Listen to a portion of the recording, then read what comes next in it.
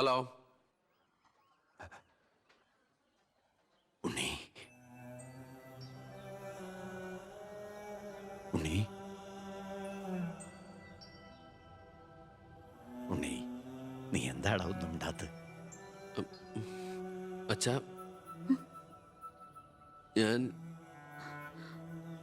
എനിക്ക് നിന്നെ ഒന്ന് കാണണം. ഞാനിപ്പോ ഡൽഹിക്ക് പോകാൻ വേണ്ടി എയർപോർട്ടിൽ പോകാൻ നിൽക്കുക. എന്തായാലും ഞാൻ അവിടെ വന്നിട്ട് നീ പോയാൽ മതി. ഉടനെ എത്താം.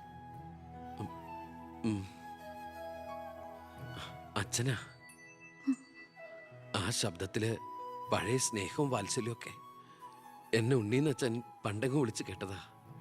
പിന്നെ ഇപ്പോഴാ ഇങ്ങോട്ട് വരണുണ്ടെന്ന്. ഈശ്വരാ.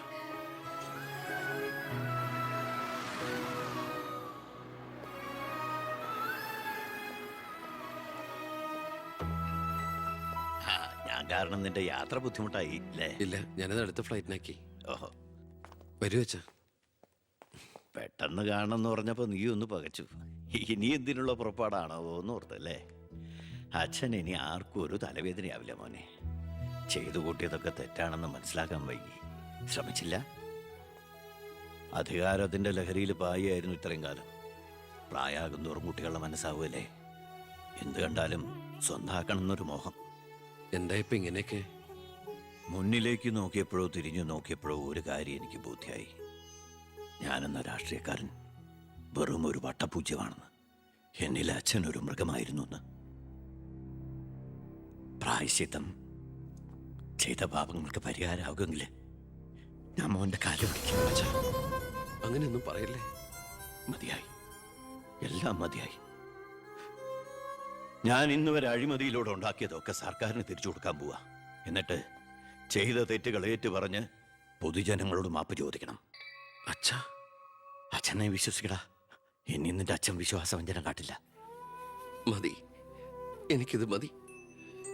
ഞാൻ ആഗ്രഹിച്ച പോലെ ഒരു അച്ഛനെ ഈശ്വരൻ എനിക്ക് തിരിച്ചു തന്നല്ലോ. അറിഞ്ഞോ അറിയാതെയോ അച്ഛനെ ഞാൻ വേദനിപ്പിച്ചിട്ടുണ്ടെങ്കിൽ അത് ഇങ്ങനൊരു അച്ഛൻ്റെ മകനായിട്ട് ജീവിക്കാൻ വേണ്ടിയിട്ടാ. ഇനി എൻ്റെ അച്ഛന് വേണ്ടി ഈ സ്ഥാനമാനങ്ങളൊക്കെ ഉപേക്ഷിക്കാൻ എനിക്ക് സന്തോഷമേ ഉള്ളൂ. വേണ്ടടാ, എനിക്ക് മന്ത്രി ഒന്നും ആകണ്ട. നീ ആ ശരി, നിന്നെപ്പോലുള്ള ചെറുപ്പക്കാരാണ് ഇനി ഇവിടെ ഭരിക്കേണ്ടത്. അടുത്ത തലമുറ നിന്നെ മാതൃകയാക്കുന്നത് നിറഞ്ഞ മനസ്സോടെ എനിക്ക് കാണണം. എന്നിട്ട് ഇങ്ങനെ ഒരു മന്ത്രിയുടെ അച്ഛനായിട്ട് ഇനിയുള്ള കാലം അഭിമാനത്തോടെ എനിക്ക് ജീവിക്കണം. ആ മോളെ, വന്നു കയറിയ മഹാലക്ഷ്മിയെ ആട്ടിപ്പായിച്ചവനാ ഞാൻ. എല്ലാ സൗഭാഗ്യങ്ങളും നിങ്ങൾക്ക് ഈശ്വരൻ തരും. നന്നായി വരും. ഉണ്ണി, ഇപ്പൊ എനിക്ക് മനസ്സിന് എന്തൊരു സ്വസ്ഥതയാണെന്നറിയൂടാ. ഇനി എനിക്കെല്ലാം മറന്ന് സമാധാനമായിട്ട് ഉറങ്ങണം. വരട്ടേടാ. ആ, നീ ഡൽഹി യാത്ര കഴിഞ്ഞ് തിരിച്ചു വന്നാൽ ഉടൻ രണ്ടുപേരും തറവാട്ടിലേക്ക് താമസം മാറണം. മറ്റേ മോളെ.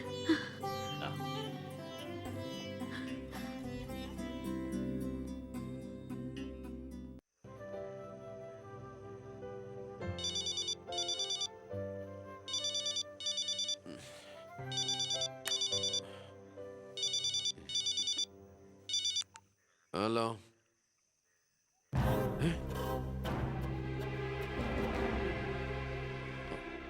എപ്പോ?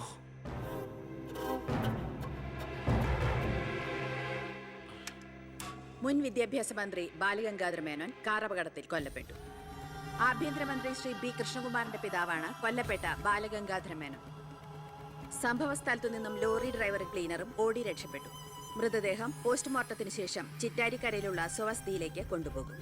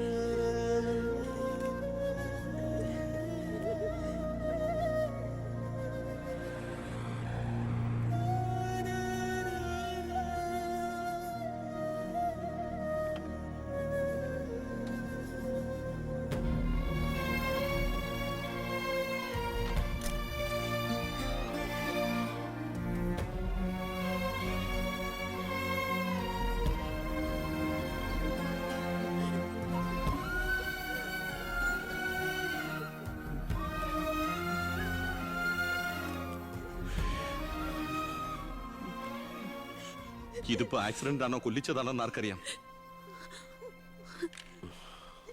അധികാരം ഒഴിഞ്ഞു കൊടുക്കാതിരിക്കാൻ വേണ്ടി സ്വന്തം മകൻ തന്നെ കൊല്ലിച്ചതാണെന്ന് എല്ലാരും പറയുന്നേ. അയ്യോ,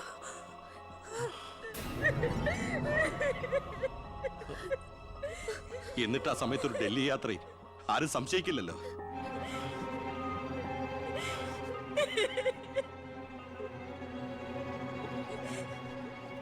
അമ്മേ, അച്ഛനേക്കാൾ വലുതാണോടെന്ന് എനിക്ക് അധികാരം. മന്ത്രിസ്ഥാനം അച്ഛനെ എതിർത്ത് ഒടുവിൽ നീ സ്വന്തം അച്ഛനെ. അമ്മേ, എനിക്ക് നിന്നെ കാണണ്ട, പോ എന്റെ മുമ്പിൽ നിന്ന്.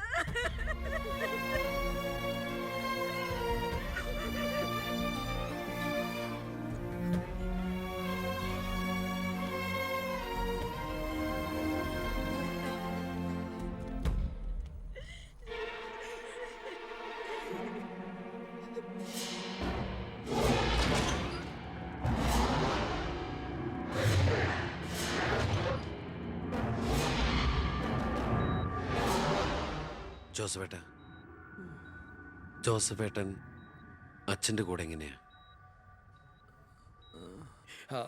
താനിതെങ്ങോട്ടാ? ഞാൻ അങ്ങോട്ടാ? അങ്ങോട്ട് അല്ല, ഇങ്ങോട്ട്. കയറോ വണ്ടിയില്. ഇങ്ങോട്ട് കയറോ. ആള് മാറിപ്പോയില്ലല്ലോ. ഞാൻ ജോസഫാ. തന്നോട് വണ്ടി കയറാനല്ലേ പറഞ്ഞേ? എങ്ങോട്ടാ എന്നെ കൊണ്ടുപോകുന്നേ? കൊല്ലാൻ. വണ്ടി വിടറോ. 10-25 കൊല്ലം നിഴൽ പോലെ നടന്നതല്ലേ എൻ്റെ കൂടെ. താനുണ്ടാകണം ഇനി എന്നോടൊപ്പം. PA ആയിട്ടല്ല, നല്ലൊരു സുഹൃത്തായിട്ട്. സാറിന് വട്ടായോ? ഞാൻ ഉദ്ദേശിച്ച. താനൊന്നും ഉദ്ദേശിക്കണ്ട. ഇത്രയും കാലം എനിക്ക് വട്ട് തന്നെയായിരുന്നു. ഇപ്പൊ തിരിച്ചറിവ് വന്നു. എൻ്റെ മോൻ എൻ്റെ കണ്ണ് തുറപ്പിച്ചിടും. എന്റെ ഈശോയെ, ഞാൻ എന്തായി കേൾക്കുന്നത്? ലക്ഷ്മിക്ക് സന്തോഷമായി കാണുമല്ലേ?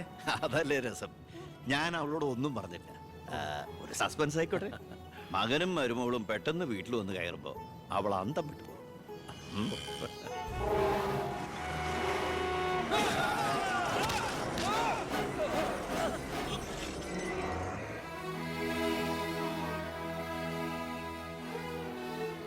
ആ ഇടിയിൽ ഞാൻ തെറിച്ചുപോയി. അതൊരു സാധാരണ ആക്സിഡന്റ് ആയിരുന്നെന്ന് എനിക്ക് തോന്നുന്നില്ല.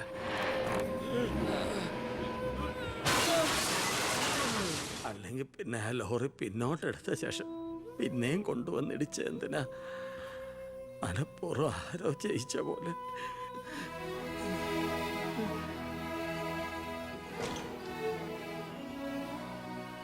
സർ, ഒരു കാര്യം,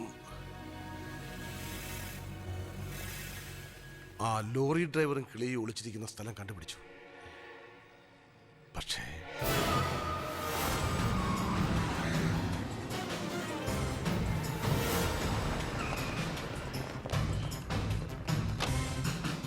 ആ ഗേറ്റ് ക്ലോസ് ചെയ്യൂ. ആരെയും വെളിയിലേക്ക് വിടണ്ട.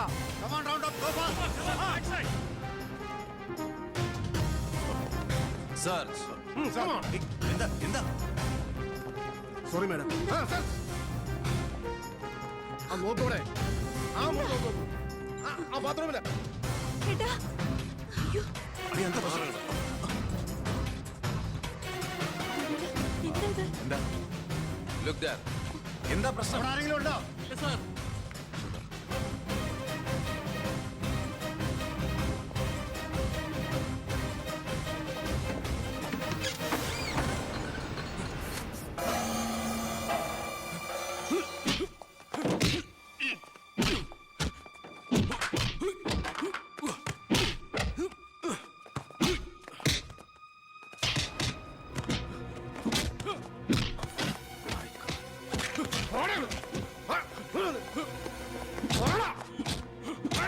ആരും നീ മേനോ സാറിനെ കൊന്നു.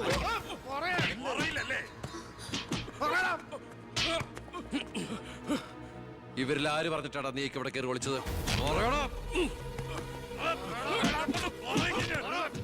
ഒന്ന് നിർത്തുന്നുണ്ടോ? അമ്മേ, എന്താ ഇവിടെ? അമ്മേ, ഇവന് അച്ഛനെ, എന്നിട്ട് ഈ വീട്ടിൽ തന്നെ. വേണ്ട, നീ നിന്റെ പോലീസും ചേർന്ന് എന്നെ ബോധ്യപ്പെടുത്താനാണ് ഈ വേഷം കെട്ടെങ്കിൽ അത് വേണ്ട. നിനക്ക് എന്ന് തുടങ്ങിയടാ നിന്റെ അച്ഛനോട് ഇത്ര സ്നേഹം? ദയവ് ചെയ്ത് ഇവിടുന്ന് ഇറങ്ങി പോകുന്നുണ്ടോ? ഇല്ല, ഇവനെ കൊണ്ട് സത്യം പറയിപ്പിച്ചിട്ട് ഞാൻ പോവൂ. ഈ ലോകത്ത് എന്റെ അമ്മയെ മാത്രം എനിക്ക് ബോധിപ്പിക്കണം ഞാനല്ല എന്റെ അച്ഛനെ കൊന്നതെന്ന്. പറയടാ, ആരടാ നിന്റെയൊക്കെ പിന്നില്? ആരടാ നിന്റെയൊക്കെ പിന്നില്? പറയടാ. പറയാൻ ആരടാ എന്റെ അച്ഛനെ കൊന്ന്? ഇവനെ തല്ലിക്കൊന്നാലും പറയില്ലടാ. എനിക്കറിയാം ആരാണെന്ന്. ഇനി എനിക്ക് പിടിച്ചു നിൽക്കാനാവില്ല. ഞാൻ പറയാം. ആ, നീ ഇതുവരെ എഴുന്നേറ്റില്ലായിരുന്നു. ഇന്നലെ ശകലം ലേറ്റായി. ശരി, ഞാൻ കുറെ നേരം കാത്തിരുന്നായിരുന്നു. എന്താ അച്ഛാ രാവിലെ? എനിക്കൊന്ന് അമ്പലത്തിൽ പോകണം. അമ്പലത്തിലേക്കോ? അതെ, 20 കൊല്ലങ്ങൾക്ക് ശേഷം. ആ പിന്നെ ഞാൻ ഇന്നലെ നമ്മുടെ ഉണ്ണിയുടെ അടുത്ത് പോയിരുന്നു. പരസ്പരം എല്ലാ വിഷമങ്ങളും പറഞ്ഞു തീർത്തു. അവൻ വെറും പാവാ മോനെ, ശുദ്ധപാവം. ഇപ്പൊ എന്റെ മനസ്സ് മുഴുവൻ കുറ്റബോധ. നമുക്കെന്താടാ ഭ്രാന്തായിരുന്നു? ആവശ്യമില്ലാത്തതൊക്കെ ചിന്തിച്ച് ഒടുവിൽ നമ്മുടെ ഉണ്ണിയെ ഓർക്കുമ്പോ തന്നെ സഹിക്കാൻ വയ്യ. ഞാൻ ഇതുവരെ ഉണ്ടാക്കിയ കോടികളുടെ കള്ളപ്പണം മുഴുവൻ സർക്കാരിന് തിരിച്ചേൽപ്പിക്കാൻ പോവാ. എന്താ നീ എന്താ ഒന്നും മിണ്ടാത്ത? ഞാൻ എന്നും അച്ഛനെ അനുസരിച്ചിട്ടല്ലേ ഉള്ളൂ. അച്ഛൻ എന്തു പറയുന്നോ ഞാൻ അതുപോലെ ചെയ്യാം. ഇതുപോലെ തങ്കപ്പെട്ട മരുമക്കളെയും മോനെയും കിട്ടിയതാ എന്റെ സമ്പാദ്യം. ആ, എല്ലാം നല്ലതിനാണെന്ന് ഓർത്ത് സന്തോഷിക്കാം അല്ലേ? ആ പവി, അമ്പലത്തിൽ പോയതിന് ശേഷം ഞാൻ ആ വഴി തന്നെ തിരുവനന്തപുരത്തേക്ക് പോകും. അവിടെ ഒരു പത്രസമ്മേളനം അറേഞ്ച് ചെയ്തിട്ടുണ്ട്. ജനങ്ങളുടെ മുമ്പിൽ ഞാൻ എന്ന അഴിമതിക്കാരൻ്റെ കുറ്റസമ്മതം. എനിക്കിപ്പോൾ വേണ്ടത് മനസമാധാനമാണ്. മനസമാധാനം മാത്രം.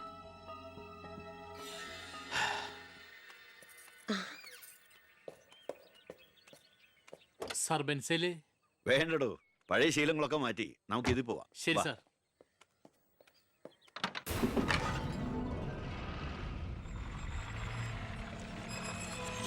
White ambassador KL188888 X minister Balagangadhara Menon.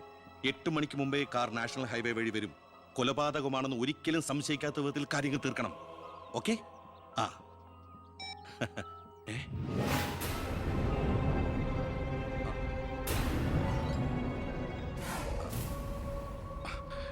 നീ ഇവിടെ നിപ്പുണ്ടായിരുന്നോ? അല്ല മോളെ, നിന്റെ അച്ഛൻ പറഞ്ഞ കേട്ടില്ലേ, മനസമാധാനമാണ് വലുതെന്ന്. നിന്റെ അച്ഛന് മനസമാധാനം വന്നപ്പോ എനിക്കത് നഷ്ടപ്പെട്ടു. വർഷങ്ങൾ കൊണ്ട് ഞാൻ നേടിയത് മുഴുവൻ ഒറ്റ നിമിഷം കൊണ്ട് ഇല്ലാതാക്കണമെന്ന് പറഞ്ഞിട്ട് പോയത് കേട്ടില്ലേ? അയാൾക്കിപ്പോ ഭ്രാന്താ. മോനോട് ഒത്തുകൂടിയ എന്റെ ഭ്രാന്ത്. നീ ഒന്നും അറിഞ്ഞിട്ടില്ല. പൊയ്ക്കോ പൊയ്ക്കോ. ഇല്ല, ഞാൻ സമ്മതിക്കില്ല. എന്റെ അച്ഛനെ കൊല്ലാൻ ഞാൻ ശബ്ദിച്ചു പോകരുത്, കൊന്നുകളയും ഞാൻ. ഇത് പുറലോകം അറിഞ്ഞ നീ നിന്റെ പുന്നാര മക്കളും പിന്നെ ജീവനോടെ ഭൂമിയിൽ കാണില്ല. മനസ്സിലായി?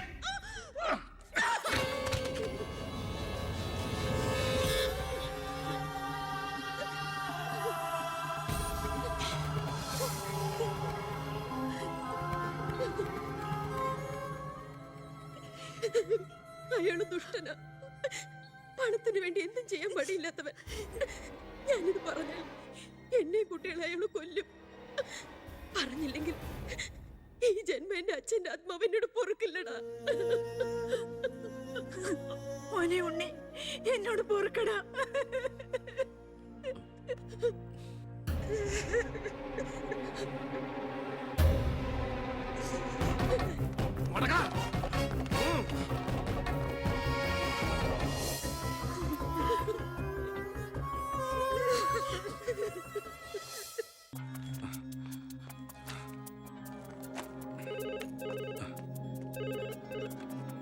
ഹലോ, ആ സിംഗപ്പൂർ ഫ്ലൈറ്റിന് ഓക്കെ അല്ലേ?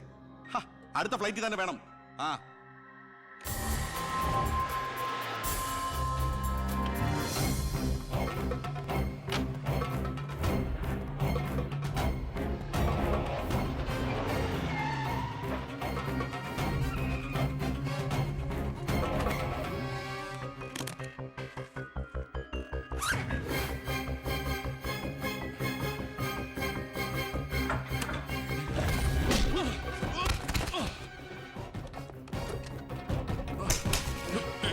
എന്ത് തെറ്റാ എന്റെ അച്ഛൻ നിന്നോട് ചെയ്തേ? എന്തിനാ എന്റെ അച്ഛനെ നീ? ഞാനെന്ത് ചെയ്തെന്നാ? നീ ഒന്നും ചെയ്തില്ലല്ലേ?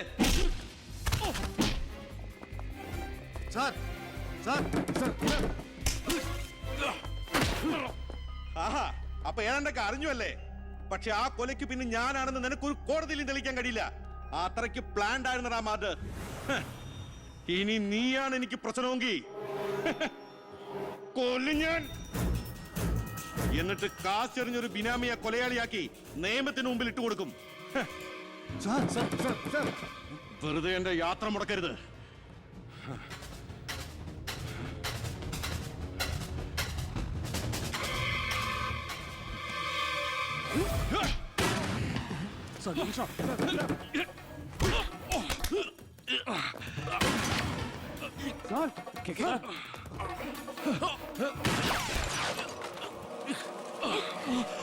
അത് ഓർക്ക് സാർ.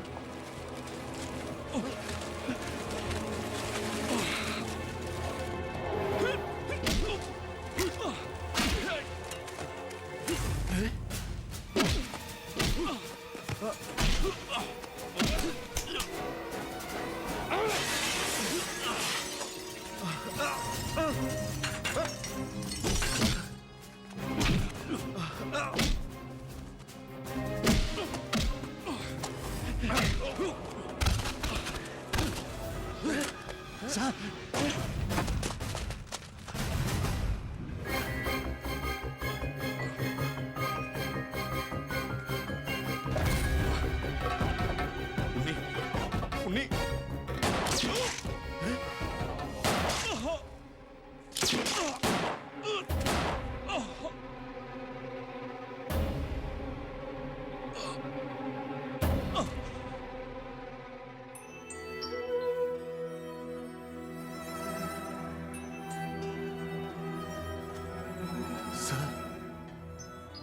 ഞാനിത് ചെയ്തില്ലെങ്കിൽ അച്ഛൻ്റെ ആത്മാവിന് ശാന്തി കിട്ടില്ല. എന്ത് ശിക്ഷ ഏറ്റുവാങ്ങാനും എനിക്ക് സന്തോഷമേ ഉള്ളൂ. നോ സർ, സാർ ശിക്ഷ ഏറ്റുവാങ്ങി ജയിലിൽ കിടക്കേണ്ട ആളല്ല. നിങ്ങളെപ്പോലൊരു മന്ത്രിയെ ഈ നാടിന് ആവശ്യമാണ്. ജനങ്ങൾ അത്രമാത്രം പ്രതീക്ഷ സാറിന് അർപ്പിച്ചിരിക്കുന്നത്. ഒരുപാട് നന്മകൾക്ക് വേണ്ടി ഇത് നമുക്ക് മറക്കാം സാർ. അതെ സർ. ഹോം മിനിസ്റ്ററെ പ്രതി കരുതിക്കൂട്ടി വിളിച്ചു വരുത്തി അറ്റാക്ക് ചെയ്തു. ആസ് എ സെക്യൂരിറ്റി ഓഫീസർ എനിക്ക് അയാളെ കൊല്ലേണ്ടി വന്നു. CRPC 130, 131 FIR closed.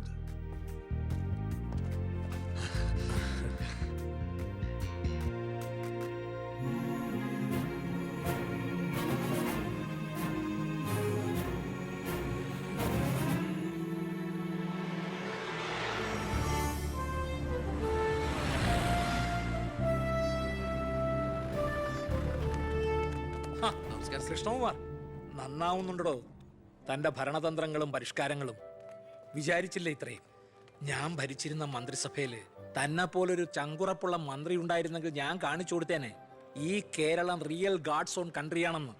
പക്ഷെ ഇവിടെ ഡെവിൾസ് ഓൺ പീപ്പിളാണ് സാർ കൂടുതൽ. ഒക്കെ ശരിയാവും, ശരിയാക്കണം. കുറച്ചു സമയവും ഒരുപാട് കാര്യങ്ങളും മെനക്കെടുത്തുന്നില്ല. നടക്കട്ടെ.